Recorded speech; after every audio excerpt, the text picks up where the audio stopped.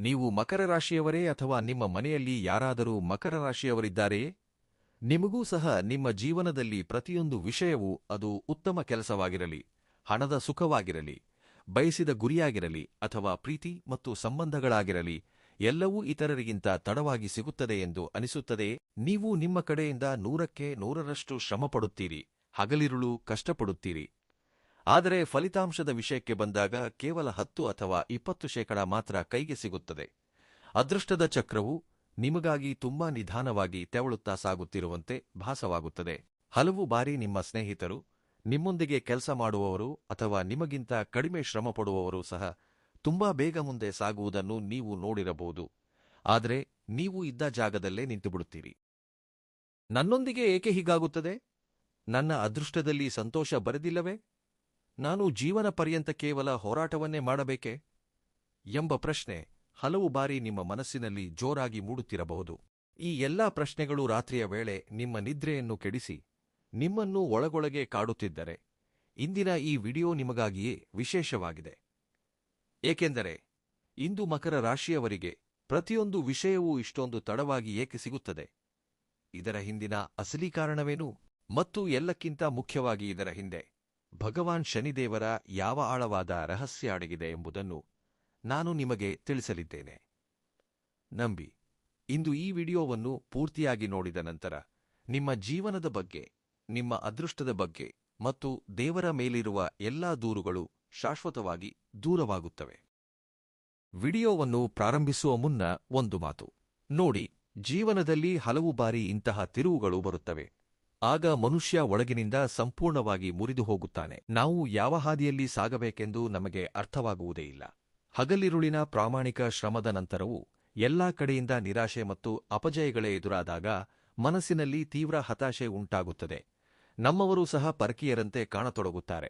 ನೀವು ಸಹ ನಿಮ್ಮ ಜೀವನದಲ್ಲಿ ಇಂತಹದ್ದೇ ಗೊಂದಲವನ್ನು ಎದುರಿಸುತ್ತಿದ್ದರೆ ಅದು ನಿಮ್ಮ ವೃತ್ತಿಜೀವನಕ್ಕೆ ಸಂಬಂಧಿಸಿದ್ದಾಗಿರಬಹುದು, ನಿಮ್ಮ ಮದುವೆಯಲ್ಲಿ ಬರುತ್ತಿರುವ ಅಡೆತಡೆಗಳಾಗಿರಬಹುದು, ವ್ಯಾಪಾರದಲ್ಲಿ ಸತತವಾಗಿ ಉಂಟಾಗುತ್ತಿರುವ ನಷ್ಟವಾಗಿರಬಹುದು ಅಥವಾ ಯಾವುದೇ ಮಾನಸಿಕ ತೊಂದರೆಯಾಗಿರಬಹುದು. ಖಂಡಿತವಾಗಿಯೂ ಧೃತಿಗೆಡಬೇಡಿ. ಗ್ರಹಗಳ ಆಟ ಮತ್ತು ಅವುಗಳ ಚಲನೆ ನಮ್ಮ ಜೀವನದ ಮೇಲೆ ಬಹಳ ಆಳವಾದ ಪ್ರಭಾವ ಬೀರುತ್ತದೆ. ಈ ಕಷ್ಟದ ಸಮಯದಲ್ಲಿ ನಿಮಗೆ ಸರಿಯಾದ ದಾರಿಯನ್ನು ತೋರಿಸಲು ನಾವು ಸದಾ ಸಿದ್ಧರಾಗಿದ್ದೇವೆ. ಸ್ನೇಹಿತರೆ, ಮಕರ ರಾಶಿಯ ಅಧಿಪತಿ ಸ್ವತಃ ಕರ್ಮಫಲದಾತ, ನ್ಯಾಯದ ದೇವತೆಯಾದ ಶನಿದೇವರಾಗಿದ್ದಾರೆ. ಈಗ ಮನಸ್ಸಿನಲ್ಲಿ ಮೂಡುವ ಮೊದಲ ಪ್ರಶ್ನೆ ಏನೆಂದರೆ, ಶನಿದೇವರು ಸ್ವತಃ ನಮ್ಮ ರಾಶಿಯ ಅಧಿಪತಿಯಾಗಿದ್ದು ನಮ್ಮ ರಕ್ಷಕರಾಗಿದ್ದರು. ಅವರು ನಮಗೆ ಇಷ್ಟೊಂದು ಕಷ್ಟಗಳನ್ನು ಏಕೆ ನೀಡುತ್ತಾರೆ? ಅವರು ನಮ್ಮ ಜೀವನದ ಪ್ರತಿಯೊಂದು ಸಂತೋಷವನ್ನು ಇಷ್ಟೊಂದು ತಡ ಏಕೆ ಮಾಡುತ್ತಾರೆ? ಇದನ್ನು ಅತ್ಯಂತ ಸರಳವಾದ ರೀತಿಯಲ್ಲಿ ಅರ್ಥಮಾಡಿಕೊಳ್ಳಿ. ಶನಿದೇವರು ಒಬ್ಬ ತಂದೆಯಂತೆ, ಅದೂ ಸಹ ಅತ್ಯಂತ ಕಟ್ಟುನಿಟ್ಟಾದ, ಶಿಸ್ತಿನ ತಂದೆಯಂತೆ. ಅವರು ತಮ್ಮ ಮಗು ಈ ಜಗತ್ತಿನಲ್ಲಿ ಎಲ್ಲರಿಗಿಂತ ಹೆಚ್ಚು ಬಲಿಷ್ಠ, ತಿಳುವಳಿಕೆಯುಳ್ಳ ಮತ್ತು ಯೋಗ್ಯನಾಗಬೇಕೆಂದು ಬಯಸುವ ಅಂತಹ ಒಬ್ಬ ಗುರುಗಳಾಗಿದ್ದಾರೆ. ನೀವೇ ಯೋಚಿಸಿ, ಒಬ್ಬ ನಿಜವಾದ ಮತ್ತು ಉತ್ತಮ ಗುರು ತನ್ನ ಶಿಷ್ಯನಿಗೆ ಯಾವುದೇ ಕಠಿಣ ಪರೀಕ್ಷೆಯನ್ನು ತೆಗೆದುಕೊಳ್ಳದೆ, ಅವನನ್ನು ತರಬೇತುಗೊಳಿಸದೆ ಹಾಗೆಯೇ ಉತ್ತೀರ್ಣರನ್ನಾಗಿ ಮಾಡುತ್ತಾರೆಯೇ? ಖಂಡಿತ ಇಲ್ಲ. ಶನಿದೇವರು ಸಹ ನಿಮ್ಮೊಂದಿಗೆ ಅದನ್ನೇ ಮಾಡುತ್ತಾರೆ.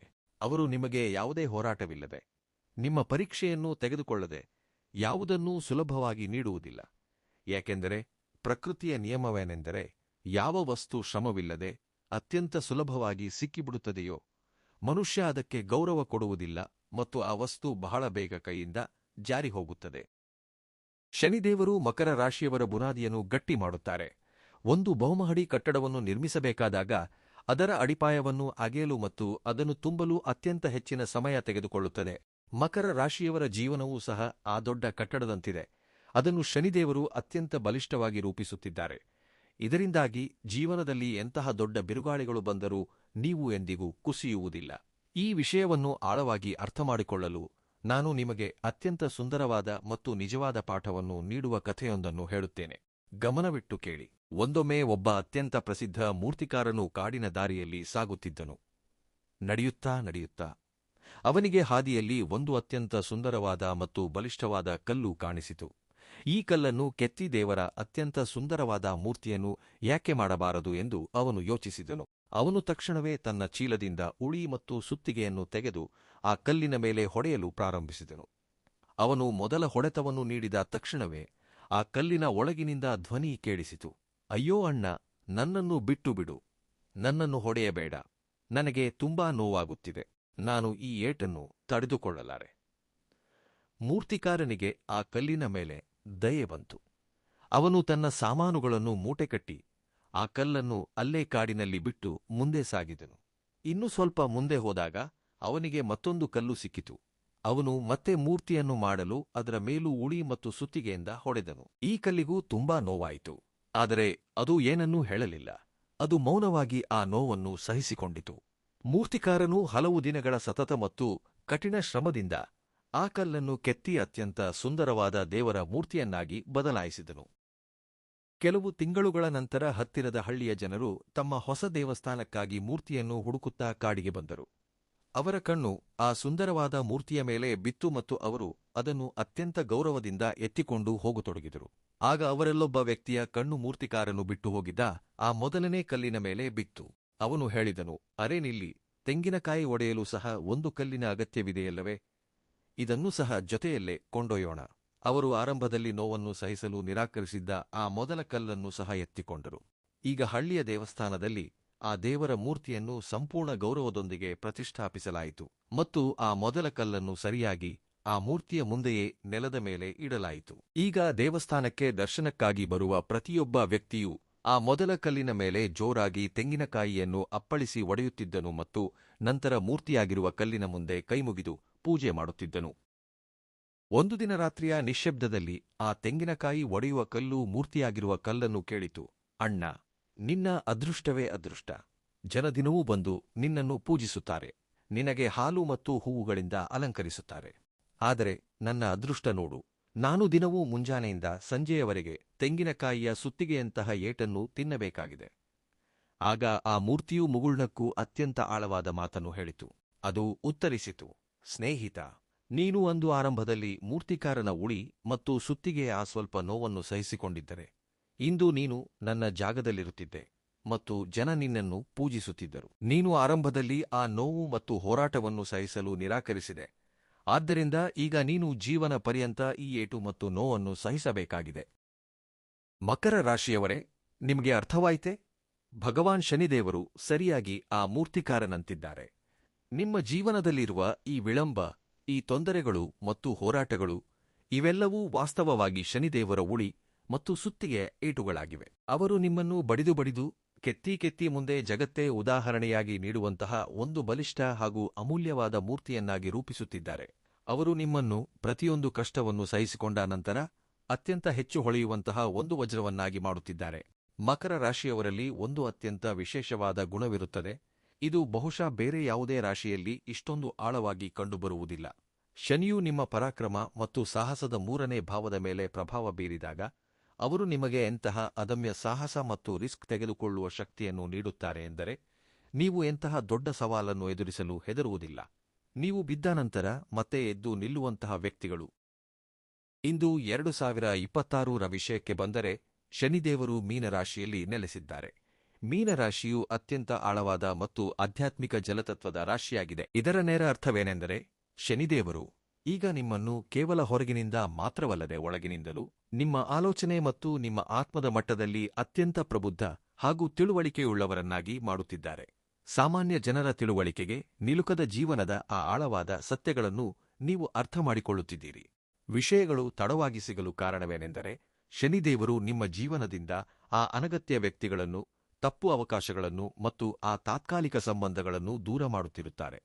ಇವುಗಳು ನಿಮಗಾಗಿ ನಿರ್ಮಾಣಗೊಂಡಿದ್ದೇ ಅಲ್ಲ. ವೃತ್ತಿಜೀವನದಲ್ಲಿ ಯಶಸ್ಸು ತಡವಾಗಿ ಸಿಕ್ಕಾಗ ಅದು ನಿಮಗೆ ಎಷ್ಟು ಅನುಭವವನ್ನು ನೀಡಿರುತ್ತದೆ ಎಂದರೆ ನೀವು ಆ ಉನ್ನತ ಹುದ್ದೆಯಿಂದ ಎಂದಿಗೂ ಕೆಳಗೆ ಬೀಳುವುದಿಲ್ಲ. ಮಕರ ರಾಶಿಯವರಿಗೆ ಪ್ರೀತಿ ಅಥವಾ ನಿಜವಾದ ಜೀವನ ಸಂಗಾತಿ ತಡವಾಗಿ ಸಿಕ್ಕಾಗ ಆ ವ್ಯಕ್ತಿ ವೃದ್ಧಾಪ್ಯದವರೆಗೂ ನಿಮ್ಮ ಕೈಬಿಡದಂತಹ ವ್ಯಕ್ತಿಯಾಗಿರುತ್ತಾನೆ. ಏಕೆಂದರೆ ಶನಿದೇವರು ನಿಮಗೆ ಈಗಾಗಲೇ ಅಪಕ್ವ ಮತ್ತು ಸುಳ್ಳು ಸಂಬಂಧಗಳೊಂದಿಗೆ ಹೋರಾಡುವುದನ್ನು ಕಲಿಸಿಕೊಟ್ಟಿರುತ್ತಾರೆ.